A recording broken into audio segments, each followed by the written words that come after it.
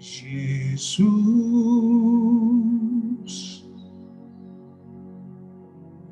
Mestre divino do amor,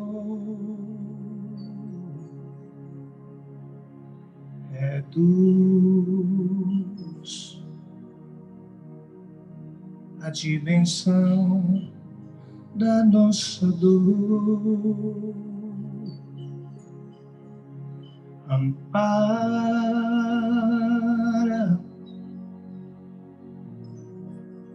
os corações necessitados que vivem a sofrer sem despertar.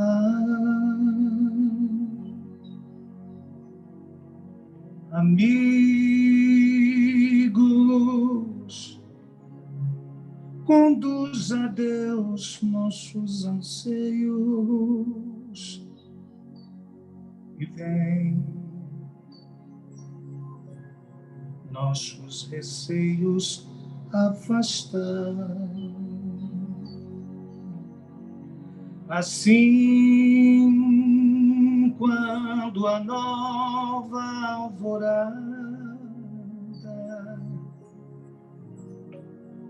iluminar as nossas vidas, permite que a tua luz e o teu carinho cicatrizem as feridas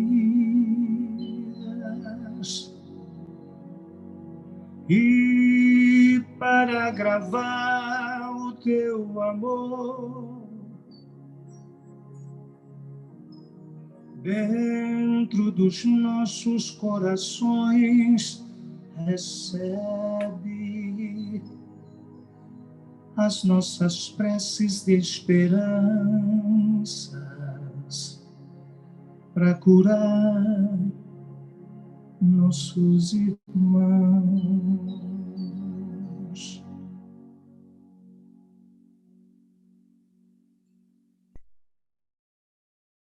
Jesus, Jesus,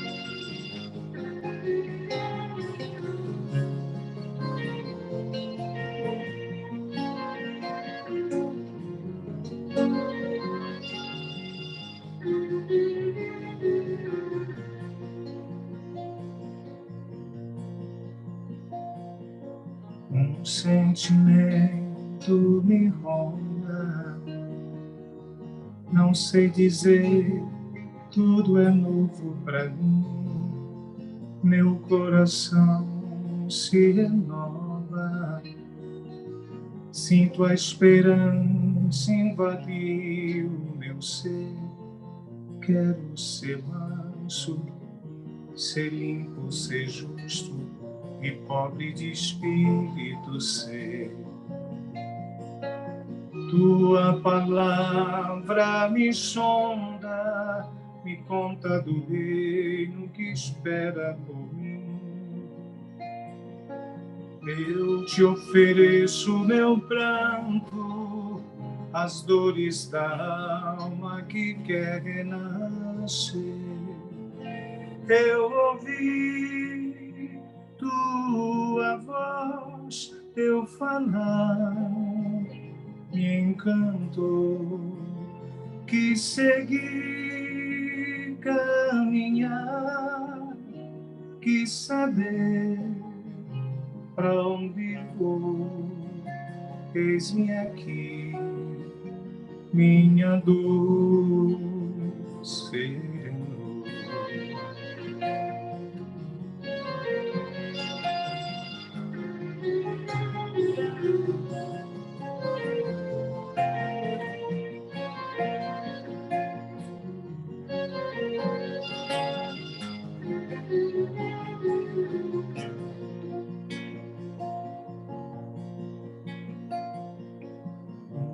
sentimento me ronda. Não sei dizer, tudo é novo pra mim. Meu coração se renova. Sinto a esperança invadir o meu ser. Quero ser manso, ser limpo, ser justo, pobre de espírito ser. Tua palavra me sonda, me conta do reino que espera por mim. Te ofereço meu pranto, as dores da alma que quer renascer. Eu ouvi tua voz, teu falar me encantou, quis seguir, caminhar, quis saber pra onde vou. Eis-me aqui, minha dor serenou. Eu ouvi tua voz, teu falar me encantou, quis seguir, caminhar, quis saber pra onde vou. Eis-me aqui, minha dor serenou.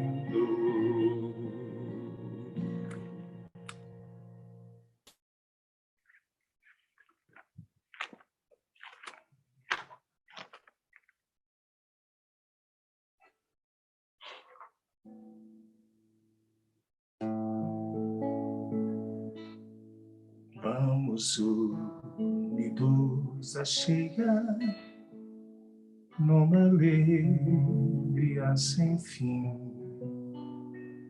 canta com os passarinhos que esvoaçam no jardim. Esta flor tão delicada, quando estás juntinho a nós, deixa sempre seu perfume e o calor da sua voz, e mancheira tão querida, vem trazer-nos esta luz que ilumina nossas vidas nos caminhos de Jesus.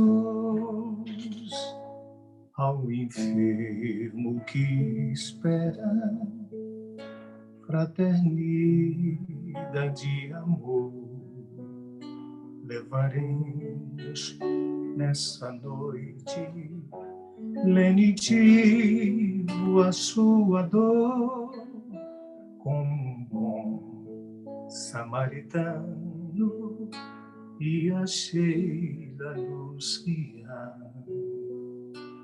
Seguiremos confiantes, sempre alegres a cantar. Irmã cheira tão querida, vem trazer-nos essa luz que ilumina nossas vidas nos caminhos de Jesus. Irmã cheira tão querida, vem trazer-nos essa luz que ilumina nossas vidas nos caminhos de Jesus.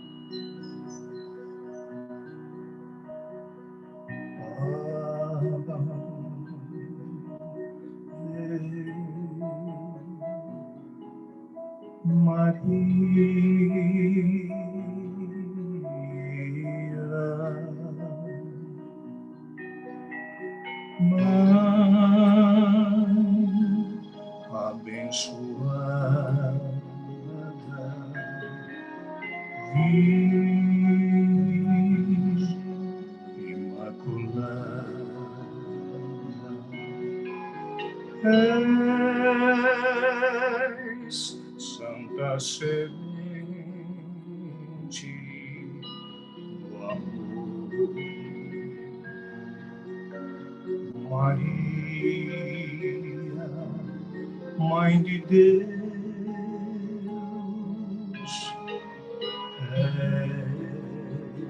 és cheia de graça, Santo é o fruto do teu ventre, Jesus. Ave Maria, Ave Maria, Maria, que concedeu amor em Cristo, nosso Senhor. Mãe generosa, rogai por nós, os pecadores, Mãe querida. Amém.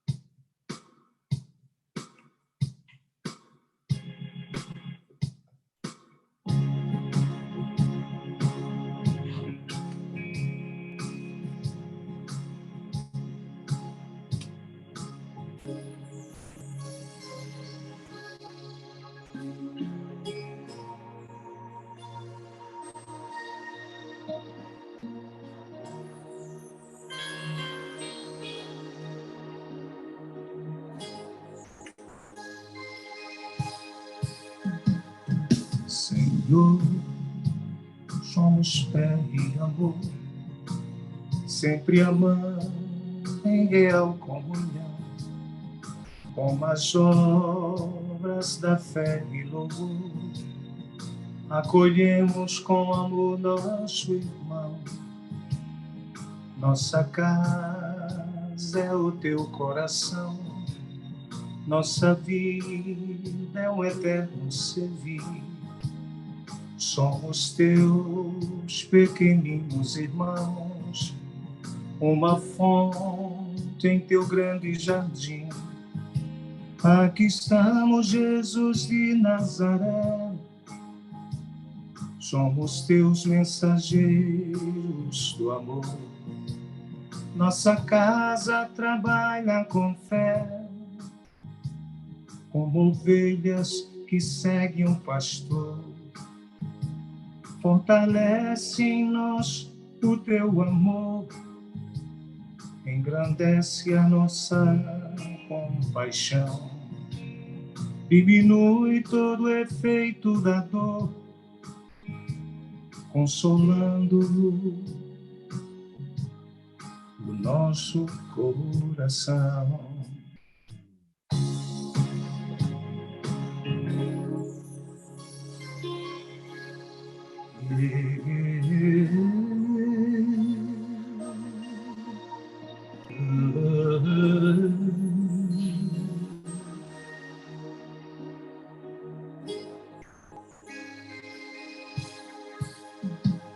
Teus amigos que servem conosco também lutam em defesa do bem.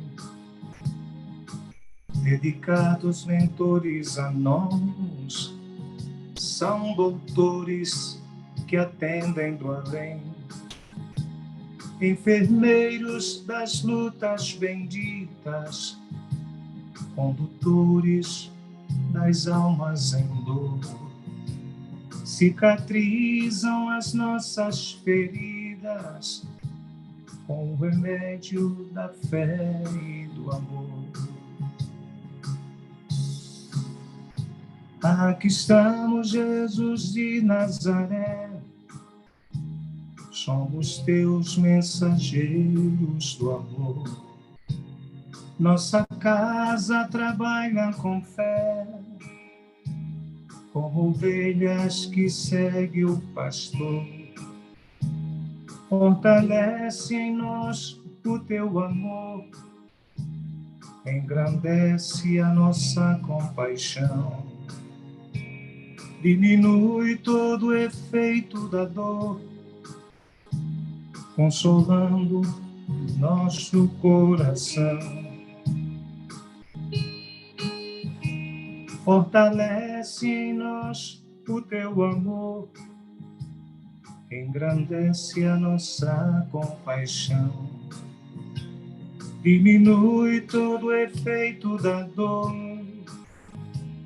consolando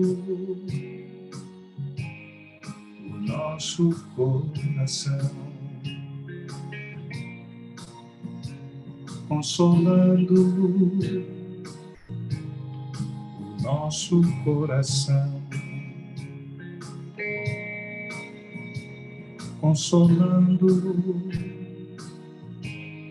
o nosso coração.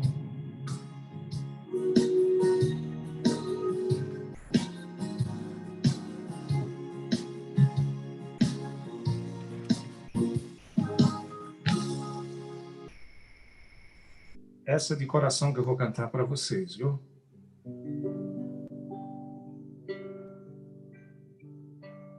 Levante seus pensamentos para Deus. Vamos lá, feche os olhos. Quanta luz neste ambiente, descendo sobre nós, vibrando em nossa mente. Quanta luz, quando assim em prece, como a alma cresce aos olhos de Jesus. Quanta luz, quando em oração a voz do Mestre fala ao nosso coração. Quanta luz descendo sobre nós. Quanta luz, quanta luz.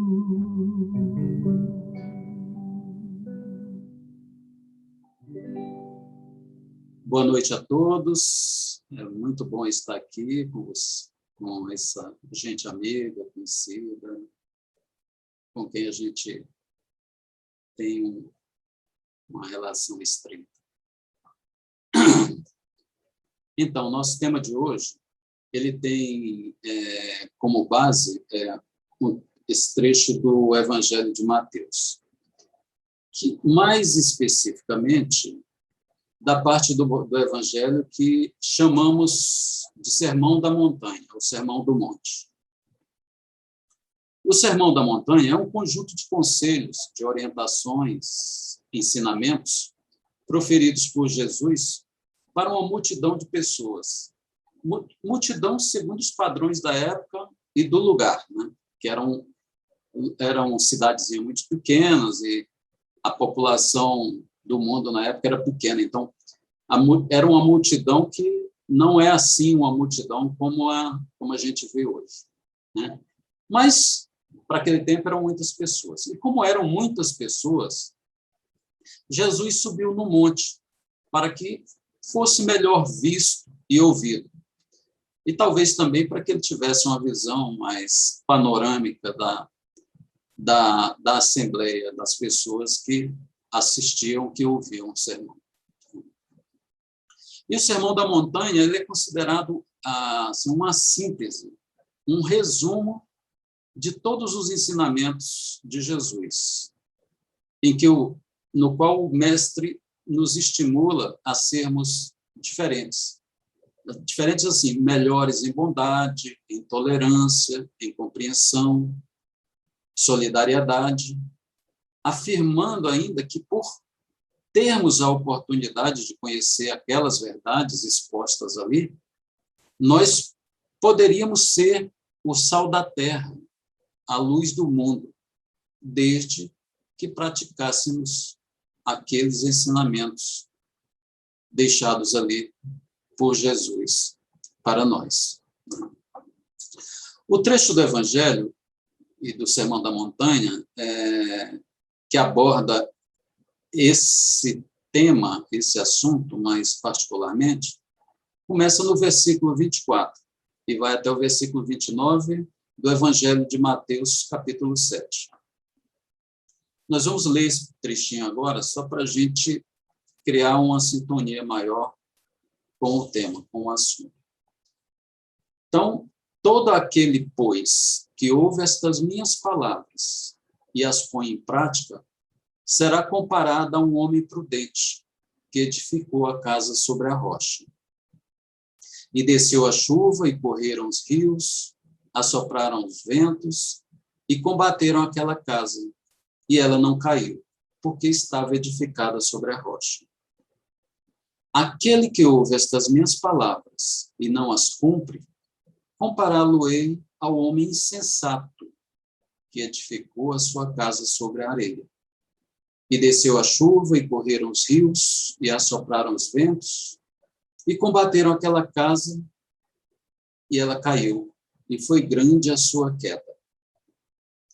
E aconteceu que, concluído Jesus esse discurso, a multidão se admirou da sua doutrina, porquanto ensinava como tendo autoridade, e não como os escribas. Então, o versículo no qual vamos concentrar mais os nossos comentários, que é o versículo 26, usa a palavra insensato. E aquele que ouve estas minhas palavras e não as cumpre, compará-lo-ei ao homem insensato que edificou a sua casa sobre a areia. Insensato aqui a gente vai tomar como imprudente, irresponsável, porque o termo insensato também pode ser considerado uma descrição de louco, de falta de uma pessoa que não está na plena posse da sua razão. Então, no sentido aqui, vai ser insensato, imprudente e irresponsável. Com esta parábola, Jesus encerra o Sermão da Montanha, ele fecha o Sermão da Montanha, né? E durante todo o sermão, ele foi nos passando os ensinamentos, endereçando as nossas deficiências morais mais críticas, mostrando a nós como corrigi-las. E depois de relacionar todos esses ensinamentos, esse roteiro de luz, que é o Sermão da Montanha, né? Esse roteiro de libertação, ele nos diz essa passagem, que também é um ensinamento em si, na qual nos afirma que não adianta apenas ouvir, é preciso ouvir e compreender, termos ouvido de ouvir. Mas não é suficiente apenas ouvir e compreender. É preciso praticar, vivenciar aqueles ensinamentos, adotá-los em nossa vida, no nosso dia a dia, como parte do nosso comportamento cotidiano e costumeiro. A parábola mostra, simbolicamente, duas formas de construir uma casa. Uma fácil e rápida, e a outra mais demorada, mais trabalhosa, porém mais segura, e que garante melhor uma proteção para nós e a nossa segurança. É mais trabalhosa porque, com certeza, cavar na pedra para assentar os alicerces da casa é muito mais trabalhoso do que cavar na areia. Quem já cavou num terreno pedregoso aqui, conhece muito bem a dificuldade. Como fere as mãos, como demora para a gente chegar no nosso objetivo. Mas, e como todos os ensinamentos do Cristo formam um todo coeso, um corpo coerente, essa ideia deste ensinamento nos leva a um outro ensinamento, o da porta estreita, que é também encontrado no Sermão da Montanha e que nos alerta quanto à nossa tendência de sempre buscar as facilidades, as coisas mais prazerosas. E a gente deve ter cuidado com isso. Esse ensinamento diz o seguinte: entrai pela porta estreita, porque larga é a porta e espaçoso o caminho que conduz à perdição, e muitos são os que entram por ela. E porque estreita é a porta e apertado o caminho que leva à vida, e poucos há que a encontrem. A casa aqui, usada como símbolo, como uma figura por Jesus, é a casa interior, é o nosso íntimo, o nosso espírito. E a construção é a construção de um estado íntimo, emocional, espiritual, que venha a nos dar firmeza, serenidade diante das tribulações da vida. É a fé, aquela fé que vai impedir que as tempestades dos acontecimentos desfavoráveis da vida nos abalem ou venham a nos desequilibrar, nos desmoronar. As tempestades, as enchentes, são as tribulações, são as vicissitudes, são os acontecimentos dolorosos, desfavoráveis. E essas tempestades, essas enchentes, elas vêm para todos, não tenhamos dúvidas. Todos que habitam, que encarnam aqui na Terra, têm a sua cota de dor, de aflição.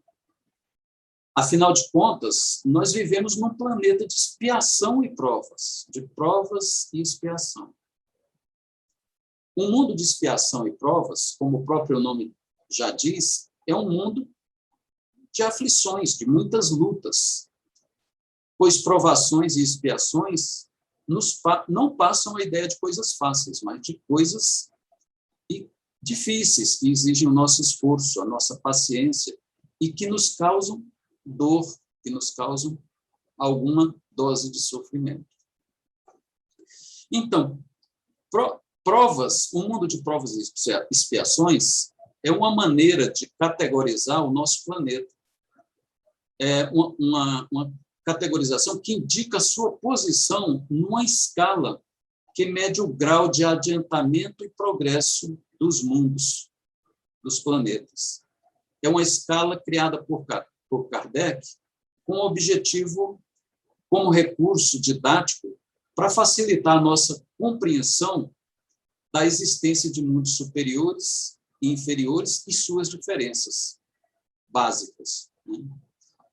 E essa escala ela se compõe de 5 categorias, que, em ordem decrescente de evolução e de adiantamento, são as seguintes: mundos primitivos, mundos de expiação e provas, é o nosso, mundos de regeneração, mundos ditosos e mundos felizes ou divinos. Os mundos primitivos são aqueles destinados às primeiras encarnações da alma humana, ou seja, quando o espírito, o princípio inteligente, começa a encarnar como ser humano, as suas primeiras encarnações são em mundos primitivos. É ali como a gente visualizasse o homem lá na idade das cavernas. O mundo de expiação e provas, Kardec caracteriza que é um mundo onde o mal ainda predomina, é praticado bem mais do que o bem. O mundo de regeneração é aquele nos quais a alma ainda tem alguma coisa para expiar e tem a oportunidade de refazer as forças, se repousando das fadigas da luta no mundo assim de expiação e prova. Os mundos ditosos é onde o bem já supera o mal, onde já há mais bem do que mal. Então, por aí a gente pode ver que o mundo de regeneração, além dessa descrição, ele é também ali pode ser considerado onde o bem está empatando com o mal, vamos dizer assim. E os mundos celestes divinos são as habitações dos espíritos puros, onde o bem reina absolutamente. Então, como a gente vê o nosso mundo, a nossa querida Terra, o nosso abençoado planeta, essa casa querida, ainda está lá embaixo na escala. É um mundo, como diz, de expiação e provas. E sendo o lugar onde o mal ainda predomina sobre o bem, como a gente viu na descrição dada por Kardec, é fácil entender porque ainda há tanta tempestade ameaçando a nossa casa íntima, onde há tantos problemas que nos acicatam, que nos ferem, que nos causam dissabor. As intempéries, as chuvas fortes, as enchentes, são os fatos exteriores que causam aflição, que causam dor em nós, aqui dentro, no nosso íntimo. Mas a dor, a sensação de dor, é uma experiência subjetiva. Os fatos são objetivos, são exteriores. Mas a dor, a sensação de dor, é uma sensação, é uma experiência subjetiva. É de cada um. A sua intensidade é relativa a cada pessoa. Cada um tem uma percepção diferente do tamanho da dor ali frente ao mesmo acontecimento. Porque o tamanho da dor depende da maneira como cada um encara e sente os fatos. Cada um encara e sente as tempestades. E a chave para a gente entender essa diferença de intensidade da dor, em que em cada um, essa diferença da intensidade da dor com que cada um percebe, sente a dor, a chave para a gente entender está exatamente em a gente observar o terreno onde se constrói a casa, se na rocha ou na areia. Em outras palavras, a intensidade da dor depende da nossa fé, da nossa compreensão da vida, das suas leis, das leis da vida, das compensações que vemos nas dificuldades pelas quais passamos. Depende do nosso entendimento, da nossa compreensão do futuro como espíritos, da consciência que nós temos da eternidade e de que as coisas pelas quais passamos aqui são passageiras, né? São momentâneas, se considerarmos a eternidade do espírito. Então, essa intensidade da dor, o seu tamanho, depende de tudo isso e da nossa compreensão da bondade e do amor de Deus, da confiança que a gente deposita nele. Um acontecimento, por exemplo, um acontecimento adverso pode ser simples abalo, uma sacudidela passageira para uns. E para outros pode ser um terremoto, uma tragédia que leva à ruína, né? Uma ruína completa, total. Um grande amor não correspondido já foi motivo de suicídio para muitas pessoas, ao passo que para outras representou apenas alguns dias de dor de cotovelo. A morte de um ente querido para uns é causa de total desequilíbrio e às vezes revolta, enquanto para outros são alguns dias de luto e depois saudades, e a vida continua. Para uns, a perda da fortuna, a falência material, leva ao abandono da vida, a buscar a morte como solução. Para outros, pode ser apenas mais um desafio que os instiga a continuar lutando, a lutar mais ainda, né? Então, uns estão mais firmes na vida e outros estão menos. É a diferença de como cada um vê e encara a vida aqui na Terra. A perspectiva sobre a qual vemos acontecimentos, as ocorrências da vida, é que vai determinar o tamanho e a intensidade da dor que nós sentimos. Há um poema do Carlos Drummond de Andrade que fala lá no finalzinho, né, que a dor é inevitável, mas o sofrimento é opcional.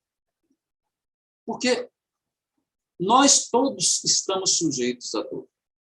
Faz parte das nossas necessidades de progresso.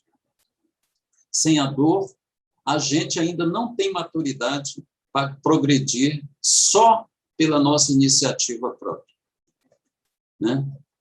Ele diz, então, que a dor é inevitável, mas o sofrimento é opcional. Então, você sente a dor, mas o tamanho do sofrimento depende da gente, depende de como nós vemos. Quando nós chegamos a praticar os ensinamentos do Mestre, quando nós chegamos, é que a gente chegou a compreender, internalizou na forma de fé, de consciência, né? Esse conhecimento que ele nos passou. E eles passam, então, a nortear, a guiar as nossas emoções, nossos sentimentos, nossos pensamentos. Pela compreensão, nós passamos a ver as pancadas da vida, né, os infortúnios, pelo lado positivo, como uma etapa difícil que nós precisamos superar para alcançar algo melhor, como um degrau da escada que nós precisamos subir. Nós passamos a vê-los como desafios que nos levam às nossas grandes e desejadas conquistas, aquelas que nós mais queremos. Porque sem dificuldade, a gente não conquista grandes coisas, né? Como diz o ditado daqueles que malham na academia. No pain, no gain, né? Sem dor, sem ganho. E essa percepção, essa consciência, muda a nossa aceitação dos fatos da vida, das imposições do destino, entre aspas, daquilo que a gente não consegue mudar. E tira muito do peso deles. Diminui o impacto desses fatos desfavoráveis, dolorosos em nós, né? Então, tudo depende dos benefícios que a gente vislumbra, que a gente vê como resultado das dificuldades. Quando nós compreendemos que há vantagens em passar pelas dificuldades e vencê-las, né? Passar e vencer, não adianta só passar, não. Aqui cabe também aquela afirmação do mestre, né? Bem-aventurados os aflitos. Então, os bem-aventurados são aqueles que entendem a dificuldade, não se revoltam, não se rebelam, mas lutam para sair delas, lutam para vencê-las. Então, quando nós compreendemos que há benefícios em passar pelas dificuldades, que elas são etapas necessárias para o nosso crescimento, para o nosso aperfeiçoamento moral, que é a condição única para a nossa felicidade verdadeira, é que nós já sentamos a nossa casa na rocha. Os reveses da vida já não são mais vistos como causa de grandes danos, já não vão nos causar grandes prejuízos, porque a gente construiu essa força interior. Às vezes a gente fala num conceito chamado limiar da dor. O limiar da dor.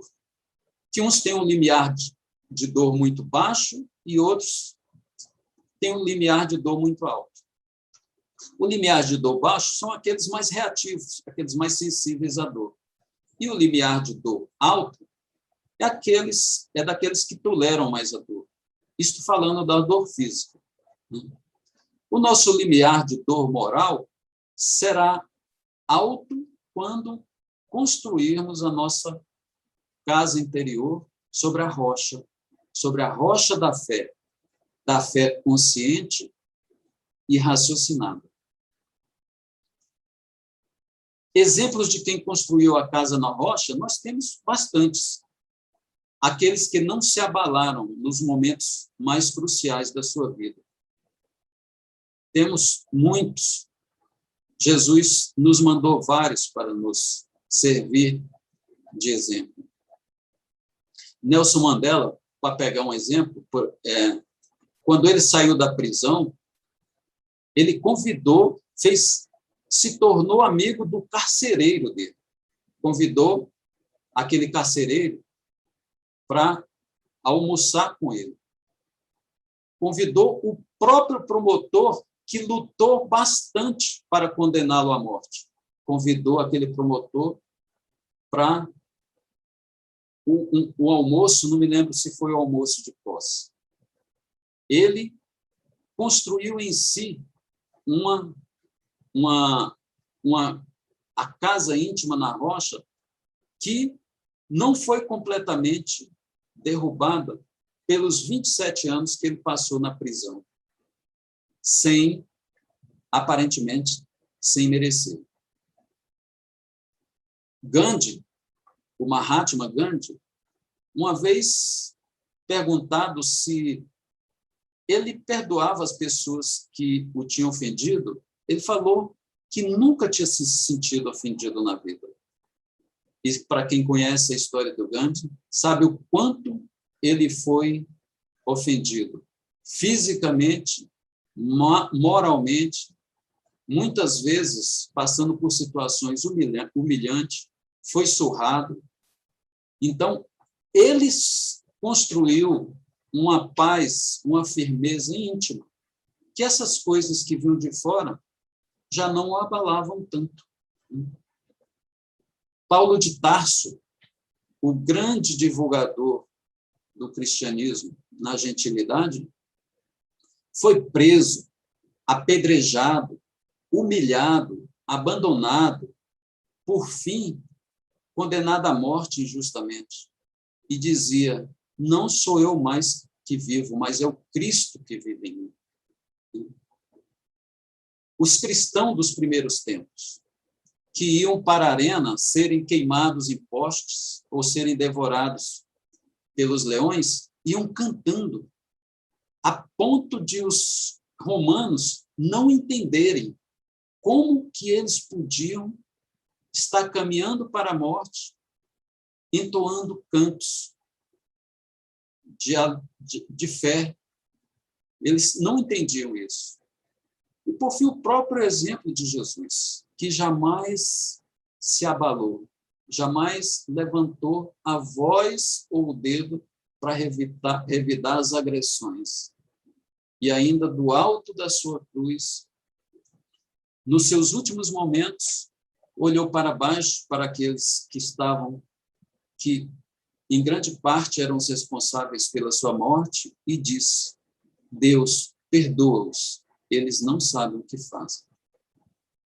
Estas pessoas,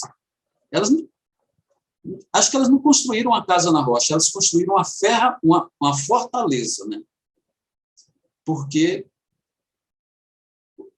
passar pelo que passaram e sair da forma que saíram, só tendo muita firmeza, muita segurança no próprio espírito, no próprio íntimo. É claro que nós não precisamos, assim, exigir de nós esse nível de resistência. Acho que Deus não nos está pedindo um testemunho desse tamanho, porque nós somos espíritos ainda infantis, porque ainda somos habitantes do planeta de provas e expiações. Pois, como diz o ditado, Deus dá o frio conforme o cobertor. E o nosso cobertor ainda é um pouco curto e um pouco fino. Então, o frio que nos toca é um frio, assim, um pouco ameno, não se compara à borrasca, porque essas pessoas, esses exemplos que nós citamos, passaram. Então, na sua sabedoria infinita, com seu amor imensurável, a sua misericórdia inesgotável, a sua justiça perfeita, Deus dá a carga de acordo com as forças. Então, a tempestade que nos atingiram, que nos atingem, que nos atingirão, são apenas pequenas ventanias comparadas aos furacões, aos tornados, aos tsunamis vivenciados por aqueles exemplos de grandeza moral, de grandeza espiritual que nós temos aqui na nossa história, na nossa vida. Então, Jesus, com isso, ele nos alerta para que não nos percamos na transitoriedade das coisas materiais e para nos atermos àquilo que é essencial, aquilo que é perene, que é a vida do espírito, naquilo que vale para a vida em espírito, que é a vida verdadeira e definitiva. Nessa passagem, ele quer que deixemos de nos enganar, correndo atrás de sombras, de felicidades ilusórias. Quer que paremos de tomar falsos atalhos e de queremos construir a nossa casa, a casa da nossa vida, nas areias das facilidades materiais. E nessa passagem, Jesus ainda deixa claro assim, a definição de níveis de responsabilidade. Aquele que ouviu os ensinamentos já adquiriu o conhecimento. E se não utiliza esse conhecimento para mudar a sua vida, ele se assemelha àquele que recebeu uma ferramenta, uma enxada, por exemplo, e a deixa num canto parada, enferrujando. Aí o tempo passa e chega uma hora que vem a necessidade. Aí ele pode vir a sofrer fome, a sua família também. Porque não plantou e, por consequência, não colheu. Não usou o que tinha como instrumento. E, no caso, o nosso instrumento é o conhecimento do Evangelho. E do Espiritismo, que é o Evangelho revivido. Na passagem de Jesus, nós podemos, assim, diferenciar dois tipos, né? Dois tipos de erro, ou de pessoas que erram. O ignorante, no sentido de que ignora, né? E o insensato ou irresponsável, que sabe, mas não pratica. que sabe, mas não faz, não usa o seu conhecimento. E aqui se aplica também um outro ensinamento de Jesus, que está em Lucas, capítulo 12, versos de 47 a 48, e diz o seguinte: aquele servo que conhece a vontade do seu senhor e não prepara o que ele deseja, nem o realiza, receberá muitos açoites. Mas aquele que não conhece e pratica coisas merecedoras de castigo, receberá poucos açoites. A quem muito foi dado, muito será exigido. E a quem muito foi confiado, muito mais será pedido. Então, o que nós podemos dizer, nós espíritas? Porque nós estamos recebendo bastante conhecimento.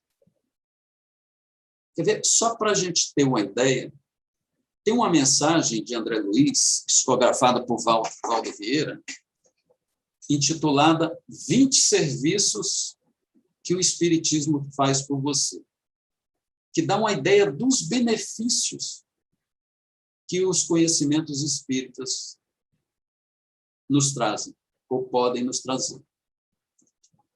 20 serviços que o Espiritismo faz por você.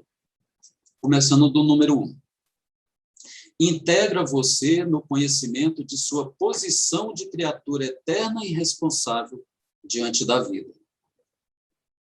Expõe o sentido real das lições do Cristo e de todos os outros mentores espirituais da humanidade, nas diversas regiões do planeta.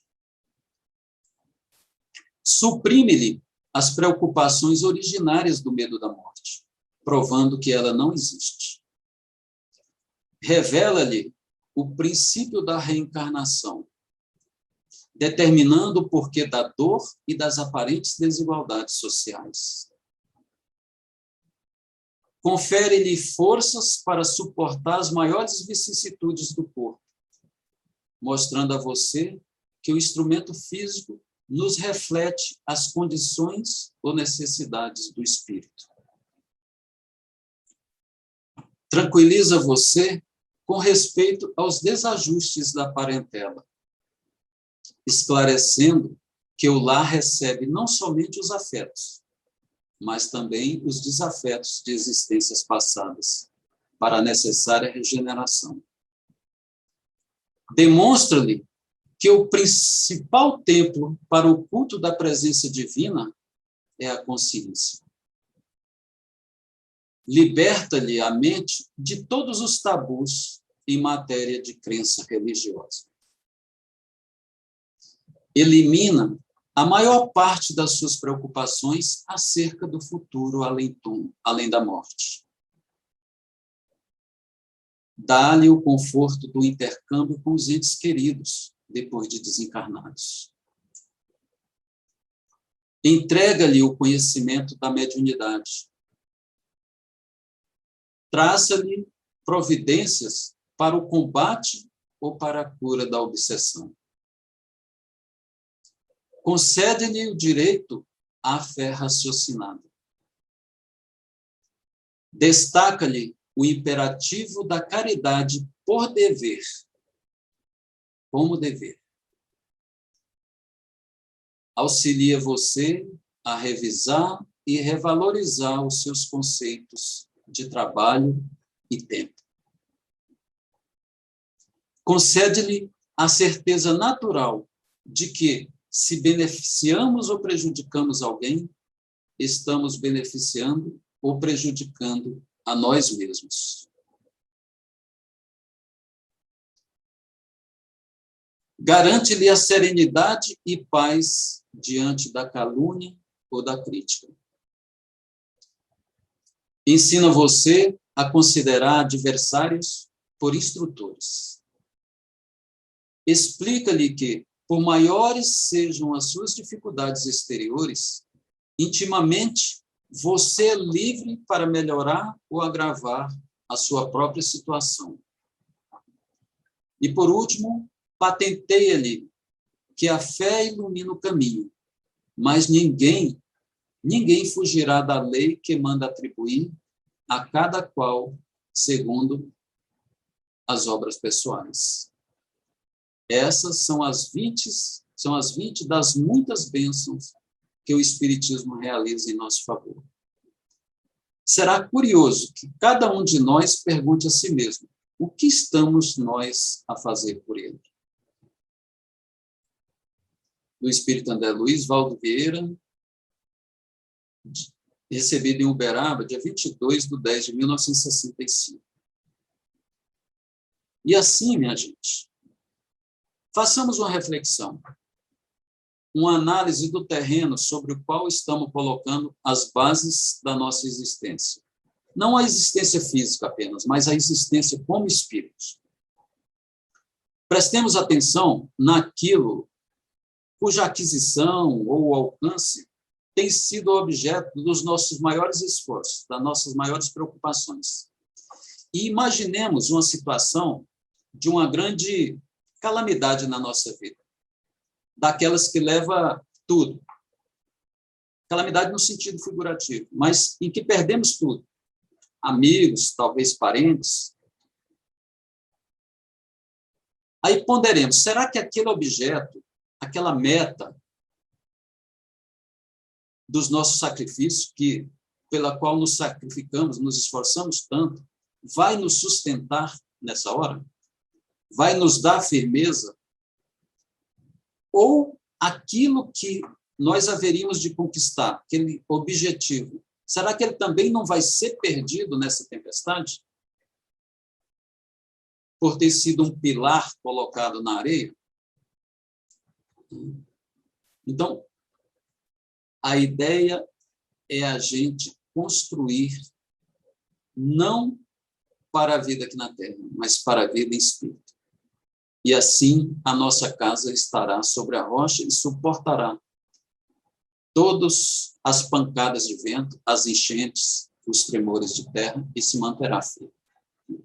Isso é uma construção aqui dentro de nós. Então, fica aí essa reflexão para a gente procurar cavar na rocha para fincar as estacas, os pilares da nossa casa. Mesmo que seja um trabalho mais doloroso, mais difícil, mais demorado.